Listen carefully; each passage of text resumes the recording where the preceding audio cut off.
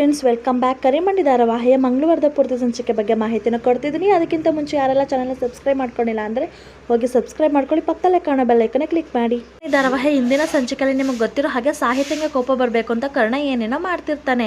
ಇನ್ನು ಕರ್ಣ ಬಂದ್ಬಿಟ್ಟು ಸಾಹಿತ್ಯಂಗೆ ಕೋಪ ಬಂತಲ್ವ ನಿನಗೆ, ಪೇಂಟಿಂಗ್ನೆಲ್ಲ ನೋಡಿ ಹಾಗೆ ಹೀಗೆ ಅಂತ ರೇಗಿಸ್ತಿರ್ತಾನೆ. ಅದಕ್ಕೆ ಸಾಹಿತ್ಯ ಎಂಥದ್ದು ಬಂದಿಲ್ಲ ಹೋಗು ಅಂದ್ಬಿಟ್ಟು ಮುಖ ಎಲ್ಲ ನೀಟಾಗಿ ಡ್ರಾಯಿಂಗ್ನೆಲ್ಲ ವಾಶ್ ಮಾಡಿಕೊಂಡು ಆಚೆ ಬರ್ತಿರ್ತಾಳೆ. ಅದನ್ನು ನೋಡಿಬಿಟ್ಟು ಸಾಹಿತ್ಯ ಅವ್ರ ಮಾವ ಕರೀತಾರೆ. ಏನು ಮಾವ ಅಂತ ಕೇಳಿದಾಗ, ಥ್ಯಾಂಕ್ಸ್ ಕಣಮ್ಮ, ಇಷ್ಟು ದಿನ ನಾನು ನಗ್ತಾನೆ ಇರಲಿಲ್ಲ, ಈ ಮನೇಲಿ ತುಂಬಾ ಎಲ್ಲರೂ ಕೂಡ ಬೇಜಾರಲ್ಲಿದ್ದರು, ನಿನ್ನಿಂದಾಗಿ ಇವತ್ತು ಎಲ್ಲರ ಮುಕ್ತಲ್ಲೂ ಕೂಡ ಸಂತೋಷ ಬಂತು ಅವ್ರ ಜೊತೆ ನಾನು ಸೆಲ್ಫಿನ ತೆಗೆಸ್ಕೊಂಡೆ, ಥ್ಯಾಂಕ್ ಯು ಕಣಮ್ಮ ಅಂತ ಹೇಳ್ತಾನೆ. ಅದಕ್ಕೆ ಸಾಹಿತ್ಯ, ಮಾವ ಇದು ನನ್ನ ಕರ್ತವ್ಯ, ಸೊಸೆಯಾಗಿ ನಾನು ಏನು ಮಾಡಬೇಕು ಅದನ್ನೇ ಮಾಡ್ತಿದ್ದೀನಿ ಬಿಡಿ ಅಂತ ಹೇಳ್ತಾಳೆ.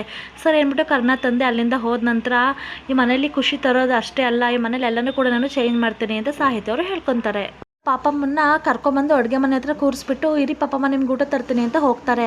ಅಷ್ಟರಲ್ಲಿ ಪಾಪಮ್ಮ ಗ್ಲಾಸ್ನ ತಳ್ಳಿ ಬೀಳಿಸ್ಬಿಡ್ತಾರೆ. ಅದನ್ನು ನೋಡಿಬಿಟ್ಟು ಸಾಹಿತ್ಯ ಮನೆಯವ್ರನ್ನೆಲ್ಲರೂ ಕೂಡ ಕರಿತಿರ್ತಾಳೆ. ಪಾಪಮ್ಮ ಕಣ್ಣಲ್ಲಿ ಸನ್ನೆ ಮಾಡ್ತಿರ್ತಾಳೆ ಬೇಡ ಅಂತ. ಸಾಹಿತ್ಯನಿಗೆ ಅರ್ಥ ಆಗದೆ ಮನೆಯವರೆಲ್ಲರೂ ಕೂಡ ಕರೀತಾಳೆ. ಏನಾಯಿತು ಅಂತ ಕೇಳಿದಾಗ ಪಾಪಮ್ಮ ಕೈಯಲ್ಲಿ ಗ್ಲಾಸ್ನ ಬೀಳಿಸ್ಬಿಟ್ರು ಅಂತ ಹೇಳ್ತಾಳೆ. ಅದಕ್ಕೆ ಹೌದಾ, ಅವರು ಕೈ ಮೂವ್ ಮಾಡಿದ್ರು, ಅವರು ಗ್ಲಾಸ್ನ ಬೀಳಿಸಿದ್ರು ಅಂತ ಎಲ್ರಿಗೂ ಕೂಡ ಶಾಕ್ ಆಗುತ್ತೆ.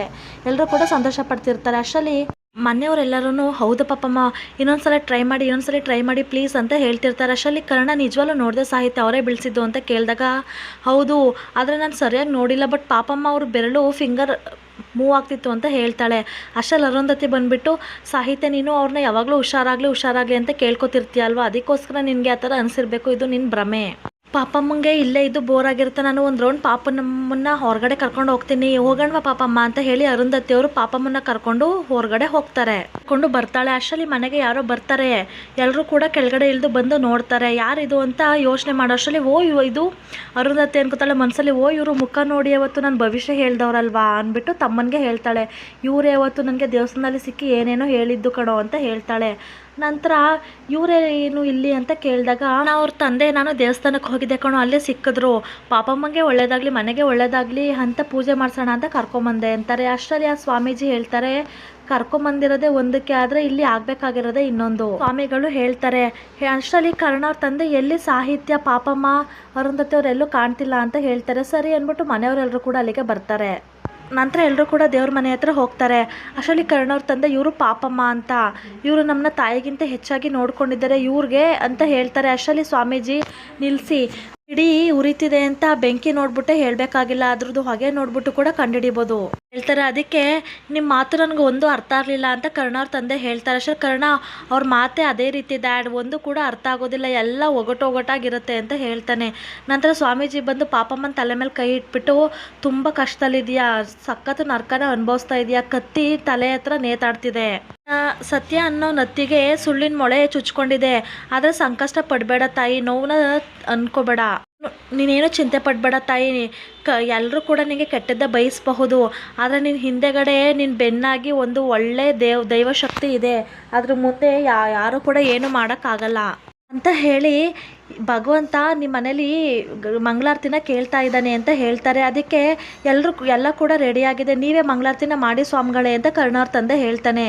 ಅದಕ್ಕೆ ಸ್ವಾಮೀಜಿ, ಮಂಗಳಾರತಿ ಬೇಕಾಗಿರೋದು ನನ್ನ ಕೈಯಿಂದಲ್ಲ, ಈ ಮನೇನ ಬೆಳಕಿಗೆ ಬಂದಿರೋ ದೇವತೆ ಕೈಲಿ, ಮನೆಗೆ ಬಂದಿರೋ ಈ ಮನೆ ನಂದಾದೀಪನ ಕೈಲಿ ಕೇಳ್ತಿದ್ದಾರೆ ಅಂತಾರೆ. ಅಷ್ಟರಲ್ಲಿ ಕರ್ಣ ಅವ್ರ ತಂದೆ, ಹೌದಾ, ಆದರೆ ನನಗೆ ಅರ್ಥ ಆಗಲಿಲ್ಲ ಅಂತ ಹೇಳ್ತಾರೆ. ಅದಕ್ಕೆ ಸ್ವಾಮೀಜಿ, ನಾನು ಹೇಳ್ತಿರೋದು ಈ ಮನೆ ಬೆಳಗ್ಗೆ ಬಂದಿರೋ ನಿಮ್ಮ ಹಿರಿಯ ಸೊಸೆ ಹತ್ರ ಅಂತ ಹೇಳ್ತಾರೆ. ಮನೆಯವರೆಲ್ಲ ಅಷ್ಟೇನಾ, ಸರಿ ಹೋಗಮ್ಮ ಸಾಹಿತ್ಯ ಅಂತ ಕಳಿಸ್ತಾರೆ. ಸಾಹಿತ್ಯ ಅವರು ಪೂಜೆ ಮಾಡೋದಕ್ಕೆ ಅಂತ ಬರ್ತಿರ್ತಾರೆ. ಅಷ್ಟರಲ್ಲಿ ಸ್ವಾಮೀಜಿ, ನಿಲ್ಲಮ್ಮ, ಅಲ್ಲ ಅರುಂಧತಿ ಅವರೇ, ನೀವು ಸೊಸೆ ಪೂಜೆ ಮಾಡೋದಕ್ಕೆ ಅಲಂಕಾರ ಎಲ್ಲ ಮಾಡ್ಕೊಳ್ಳೋದು ಬೇಡವಾ ಅಂತ ಕೇಳ್ತಾರೆ. ಅದಕ್ಕೆ ಅರುಂಧತಿ, ನನಗೆ ಅರ್ಥ ಆಗಲಿಲ್ಲ ಅಂತ ಹೇಳ್ತಾಳೆ. ಅದಕ್ಕೆ ಹೌದಾ, ಈ ಮನೆ ಸೊಸೆಗೆ, ಹಿರಿ ಸೊಸೆಗೆ ಅಂತ ಹೇಳಿ ಕೆಲವೊಂದು ವಸ್ತ್ರ ಆಭರಣಗಳು ಅಂತ ಇಟ್ಟಿದ್ದೀರ ತಾನೆ, ಅದನ್ನೆಲ್ಲ ಹಾಕಿ ರೆಡಿ ಮಾಡಿಬಿಟ್ಟು ಕರ್ಕೊಬನ್ನಿ ಅಂತ ಹೇಳ್ತಾರೆ. ಅರುಂಧತಿ ಅವರು ಹೊರಡಬೇಕು ಅನ್ನೋ ಅಷ್ಟರಲ್ಲಿ ಅರುಂಧತಿ ಅವ್ರ ತಾಯಿ, ನಿಲ್ಲೇ, ಎಲ್ಲ ಒಡವೆನೂ ಇವಳಿಗೆ ಕೊಟ್ಬಿಟ್ರೆ ನಿನ್ನ ಮಗನ ಸೊಸೆ ಅಂದರೆ ಭರತನ ಸೊಸೆಗೆ ಏನು ಮಾಡ್ತೀಯಾ ಅಂತಾರೆ. ಅಷ್ಟರಲ್ಲಿ ಅರುಂಧತಿ, ಬಾಯಿ ಮುಚ್ಕೊಂಡು ನಿಂತ್ಕೊಳ್ಳಮ್ಮ, ಎಲ್ಲಿ ಏನು ಮಾತಾಡಬೇಕು ಅಂತ ಗೊತ್ತಿಲ್ವ, ಯಾರ ಮುಂದೆ ಏನು ಮಾತಾಡ್ತಿದ್ಯಾ, ನಡಿ ಸಾಹಿತ್ಯ ನೀನು ಅಂತ ಆ ರೂಮಿಗೆ, ಅರುಂಧತಿ ಅವ್ರ ರೂಮಿಗೆ ಸಾಹಿತ್ಯನ ಕರ್ಕೊಂಡು ಹೋಗ್ತಾರೆ. ಕರ್ಕೊಂಡು ಹೋಗಿ ಹಿರಿಯ ಸೊಸೆ ಕೊಡಬೇಕಾಗಿರೋ ಒಡವೆನೆಲ್ಲ ಸಾಹಿತ್ಯನಿಗೆ ಹಾಕ್ತಾರೆ. ಸಾಹಿತ್ಯ, ಇದು ಒಂದೇ ಸಾಕಲ್ವಾ ಅಂತ ಅಂತಾಳೆ. ಅದಕ್ಕೆ ಒಳಗಡೆನೆ ಬೈಕೊಂಡು ಅರುಂಧತಿ ಅವರು, ಪರವಾಗಿಲ್ಲ ಹಾಕೋ ಸಾಹಿತ್ಯ ಇವೆಲ್ಲ ಒಡವೆಗಳನ್ನ ಅಂತ ಹಾಕಿ ಕರ್ಕೊಂಡು ಬರ್ತಾರೆ. ನಂತರ ಸಾಹಿತ್ಯ ಬಂದಿದ್ದು ನೋಡಿ ಎಲ್ಲರೂ ಕೂಡ ಖುಷಿ ಆಗ್ತಾರೆ.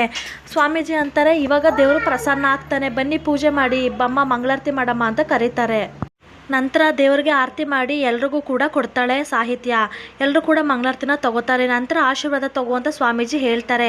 ನಂತರ ಸಾಹಿತ್ಯ ಅವರು ಆಶೀರ್ವಾದ ತಗೋತಾರೆ ಅವ್ರ ಮಾವನ ಹತ್ರ. ಹಾಗೆ ಅರುಂಧತಿ ಹತ್ರ ಹೋಗಿ ಆಶೀರ್ವಾದನ ತಗೋತಾಳೆ. ಅಷ್ಟರಲ್ಲಿ ಸ್ವಾಮೀಜಿ ಅಂತಾರೆ, ನೋಡಮ್ಮ ಮನಸ್ಸಿಂದ ಆಶೀರ್ವಾದನ ಮಾಡಬೇಕು, ಯಾಕೆ ಮಾಡಲ್ವಾ ಅಂತ ಕೇಳ್ತಾರೆ. ಅದಕ್ಕೆ ಹಾಗೇನಿಲ್ಲ, ನನ್ನ ಆಶೀರ್ವಾದ ಯಾವಾಗಲೂ ಅವಳ ಮೇಲೆ ಇರುತ್ತೆ ಅಂತ ಅರುಂಧತಿ ಅವರು ಹೇಳ್ತಾರೆ. ಅದಕ್ಕೆ ಸ್ವಾಮೀಜಿ ಹೇಳ್ತಾನೆ, ಮನಸ್ಸಲ್ಲಿರೋ ಕಿಡಿ ಕಣ್ಣಲ್ಲೂ ಕೂಡ ಕಾಣುತ್ತೆ ಅಂತ ಹೇಳ್ತಾನೆ. ಮನಸ್ಸಲ್ಲಿ ಅನ್ಕೋತಿರೋದೇ ಬೇರೆ, ಕಣ್ಣಲ್ಲಿ ಕಾಣ್ತಿರೋದೇ ಬೇರೆ, ಈ ಥರ ಎಲ್ಲ ಆಶೀರ್ವಾದ ಮಾಡೋದು ಅಂತ ಹೇಳ್ತಾರೆ. ಅದಕ್ಕೆ ಅರುಂಧತಿ, ಹೌದಾ, ಹಾಗಾದರೆ ಇನ್ಯಾವ ಥರ ಆಶೀರ್ವಾದ ಮಾಡಬೇಕು ಅಂತ ಕೇಳ್ತಾಳೆ. ಅದಕ್ಕೆ ನಾನು ಹೇಳ್ತೀನಿ ಆ ಥರ ಮಾಡು ಅಂತ ಹೇಳಿಬಿಟ್ಟು ಮತ್ತೆ ಸಾಹಿತ್ಯನ ಆಶೀರ್ವಾದ ತಗೊಳಮ್ಮ ಅಂತ ಹೇಳ್ತಾರೆ. ಮತ್ತೆ ಸಾಹಿತ್ಯ ಅವ್ರ ಅತ್ತೆ ಕಾಲಿಗೆ ನಮಸ್ಕಾರನ ಮಾಡ್ಕೋತಿರ್ತಾರೆ. ಇವಾಗ ನಾನು ಹೇಳ್ದಂಗೆ ಹೇಳು ಅಂತ ಸ್ವಾಮೀಜಿಯವರು ಹೇಳ್ಕೊಡ್ತಾರೆ. ಅರುಂಧತಿಯವರು ಅದೇ ರೀತಿ ಹೇಳ್ತಾರೆ, ಮನೆಯನ್ನು ಬೆಳಗಕ್ಕೆ ಬಂದಿರೋ ನಂದಾದೀಪ ನೀನು, ಕುಟುಂಬದ ಹಿತವೇ ನಿನ್ನ ಹಿತ ಆಗಲಿ, ಮನೆಗೆ ಕೇಡು ಬಗೆಯಲು ಬಂದಂತಹ ದುಷ್ಟ ಶಕ್ತಿಗಳನ್ನ ಮಟ್ಟ ಹಾಕುವಂತಹ ಶಕ್ತಿ ನಿನಗೆ ಆ ದೇವರು ಕೊಡಲಿ, ಸತ್ಯವನ್ನು ಕಾಣುವಂತಹ ಒಳಗಣ್ಣು ಯಾವಾಗಲೂ ಕೂಡ ಜಾಗೃತೆಯಾಗಿ ಇರಲಿ, ಸುಳ್ಳಿನ ಹೆಡೆಮುರಿ ಕಟ್ಟಿ ಮನೆಯಿಂದ ಹೊರಗಡೆ ಹಾಕುವ ಚೈತನ್ಯ ನಿನಗಿರಲಿ ಅಂತ ಸ್ವಾಮೀಜಿಗಳು ಅರುಂಧತಿ ಬಾಯಲ್ಲಿ ಹೇಳಿಸಿ ಆಶೀರ್ವಾದನ ಕೊಡಿಸ್ತಾರೆ.